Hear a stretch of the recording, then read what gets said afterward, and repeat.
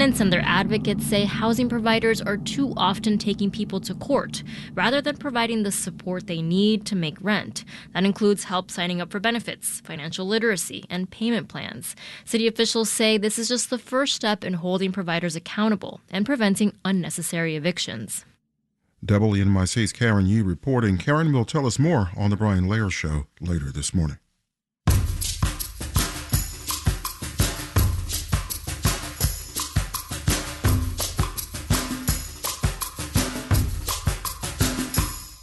Poetry Month is coming to an end. That might not mean much to Ron Swanson, the meat-eating libertarian boss of NBC's hit TV show Parks and Recreation. But it's a big deal for the actor who portrays him, Nick Offerman. All this month, you've been hearing Offerman on WNYC's All of It, reading poems by the farmer poet Wendell Berry. WNYC's Walter Wuthman spoke to Offerman about what he loves about these poems. The year was 2008, and Offerman had just moved to the Upper West Side with his wife, Megan Mullally. Offerman is from an Illinois farm town and felt out of place in the city until he had a thought. By God, I want to build a canoe. Even saying it now thrills my blood. Offerman worked out of a woodshop in Red Hook. He carved the boat from cedar. When he finished, he invited his friends to witness him launch it. I would not recommend launching a small open boat in the East River. There are some vicious currents, and the wake created from just something as benign as a water taxi just about swamped us. Offerman turned back to shore. He was slightly defeated, but in a larger sense, victorious. In a way, this story mirrors Offerman's literary hero, Wendell Berry. A young Berry moved to New York in the 60s to teach, but he found the city overwhelming and felt called to return home to Kentucky. It's such a great superhero origin story that he moved back home and then wrote just this explosive, prolific body of work that is so beautiful and multicolored. Berry writes about plants, animals, farming, and small towns. He often draws on these symbols to impart wisdom on a person gone astray, like a wild rose growing on the edge of a dark bramble. Offerman says Berry's poems help guide him through a world he finds increasingly impersonal, corporate, and destructive. Like Amazon would love for you to just become a matrix flesh pod in your room, ordering everything off your phone and allowing corporate interests to curate your life and thereby just take your income. It's a long-winded way of saying that I think what you can learn from a farmer is the opposite of that. Offerman says turning back to the earth is a way to connect to something deeper. That could mean growing herbs on your windowsill or reading a poem in a park. You don't have to launch a hand-carved canoe into the East River. Walter Wuthman, WNYC News. WNYC is a media partner of Ear Hustle, stories about life inside prison told by those living it. Live at the Bell House in Brooklyn on May 28th. Tickets available at earhustlesq.com/tour. I'm Maria Hinojosa. Next time on Latino USA, our producer Tasha Sandoval takes us back to Colombia, what it's like to leave the United States and go back to the motherland. I think I want to prove something to myself. Is Colombia still home? And if it's not, can I make it home again? That's next time on Latino USA. Tonight at 9 on WNYC.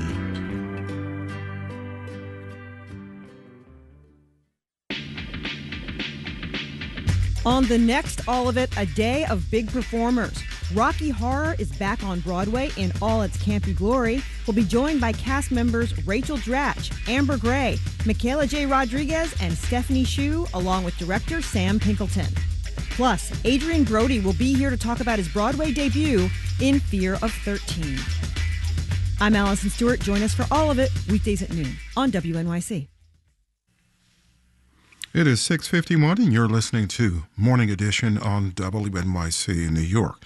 Marketplace Morning Report is next, and then later on Morning Edition, a new horror comedy show on Apple TV tells the story of a mayor trying to attract more tourism to his charming but haunted New England island. I was talking to the guy on the ferry, and he said something odd. What was that? He said bad things happen here. The creator talks about the series Widow's Bay next hour on Morning Edition.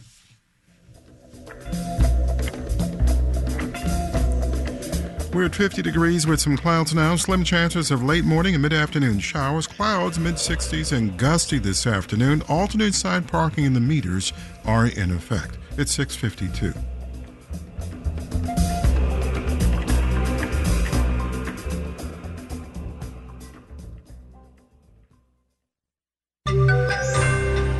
Big Tech reported solid earnings and is still spending massively on AI. Marketplace Morning Report is supported by Amazon Business. With smart business buying, AI tools help to optimize user experience for purchases paired with delivery options built for business. Learn more at amazonbusiness.com. And by Fidelity, a dedicated advisor can help create a comprehensive wealth plan. Investment minimums apply. Fidelity Brokerage Services, LLC. From Marketplace, I'm Sabri Ben-Achour in New York. It's Big Tech Week on Wall Street. Yesterday, we got quarterly results from Alphabet, Meta, Microsoft, and Amazon, and they all beat expectations. And shocker, they're all still spending a lot on AI. One of the biggest expenses is chips, and that has made NVIDIA the most valuable company in the world. Now, other big tech companies want to get in on that action. Marketplace's Megan McCarty-Carino reports. All of these companies are what's known in the industry as hyperscalers, meaning they operate a ton of data centers. Right now, almost the entire ecosystem is built on top of NVIDIA's chips. Chris Miller is an economic historian at Tufts who wrote the book Chip War. He says the hyperscalers have been stepping up investments in their own custom silicon. Both because they want alternatives to NVIDIA, but also because if you build your own chip, you can specialize it to your particular needs. Google and Amazon are also providing AI processors to outside customers, including Anthropic and Meta, which is also building its own chips. Jay Goldberg is a semiconductor analyst at Seaport Research. There is the potential for this to entirely disrupt NVIDIA. So I think it is a pretty significant risk. But right now, there's no such thing as too many chips, says analyst Stacy Rasgon at Bernstein Research. We just need more. He says the rise of AI agents has sent demand for computing power off the charts. I don't really care who's winning or losing right now. I think it's the wrong question. The right one, he says, is whether these companies can build capacity fast enough. I'm Megan McCarty-Carino for Marketplace. All right, let's do the numbers. Dow, S&P, and NASDAQ futures are all up in the 1 to 0.5% range, with Dow futures up 258 points. The yield on the 10-year Treasury is 4.41%. The price of Brent crude is at just shy of $117 a barrel. It spiked after Axios reported President Trump is being briefed on further military options in Iran. Bloomberg's reporting the U.S. is looking to deploy hypersonic missiles to the region. Meanwhile, the average price of a gallon of gas is $4.30. And in California, gas is $6.01 a gallon. Marketplace Morning Report is supported by Schwab. At Schwab, investors get choices ranging from self-directed investing to full-service wealth management all in one place. Learn more at schwab.com. And by GEP. With GEP Key Agentic AI and GEP Smart Software, GEP is at the forefront in agentic procurement orchestration and autonomous supply chains. And by Amazon Business, featuring smart business buying AI tools to help navigate business purchases paired with delivery options built for business. AmazonBusiness.com. It has been about 9 months since the Trump administration announced it would wind down funding for mRNA vaccine development. mRNA vaccines work by temporarily programming our own cells to make viral proteins. The body then trains itself on those proteins to recognize them. So when an actual virus comes along, it's ready to destroy it. They've been under development for 30 years, but entered the mainstream during the COVID-19 pandemic. The Department of Health and Human Services has now cut about $500 million in funding from 22 projects related to these kinds of vaccines. For more on this, we turn to Dr. William Moss with the International Vaccine Access Center. He's also a professor at Johns Hopkins. Good morning. Great to be with you, Sabri. Some people might wonder why use mRNA to have our bodies make viral antigen to which our immune systems respond. Why do that instead of make the antigen outside of the body and then stick it in? The big advantage with the mRNA vaccines is that they can just be very rapidly adapted.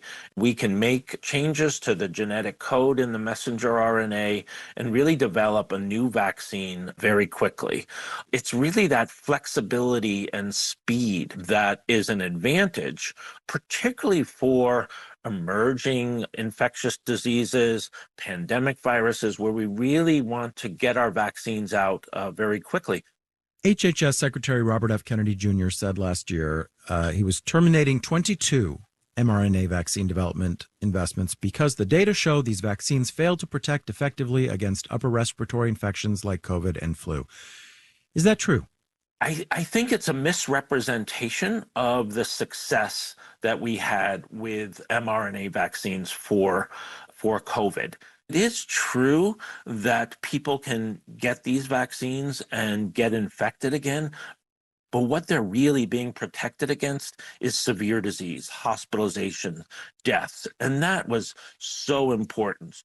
The U.S. government is a massive source of funding for medical and health research and development.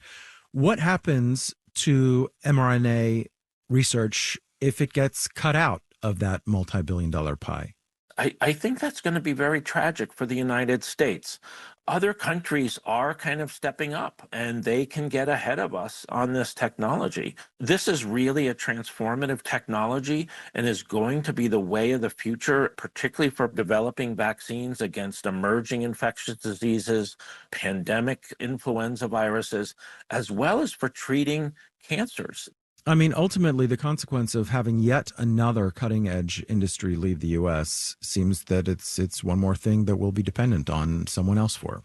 I think that's the case. I mean, the United States certainly has the infrastructure. Those companies that developed and really moved forward the COVID-19 messenger RNA vaccines are very well poised to continue to make advances in this field. The United States has, advantages in some of the other aspects of developing mRNA vaccines. But again, other countries outside the United States that are more heavily investing in this technology and don't have the regulatory hurdles or questions about whether these are going to move forward in the United States, they're going to be able to make advances before the United States. Dr. William Moss is the executive director of the International Vaccine Access Center and a professor at Johns Hopkins University. Thank you so much. Thank you, Sabri. In New York, I'm Sabri Benishore with the Marketplace Morning Report. From APM, American Public Media.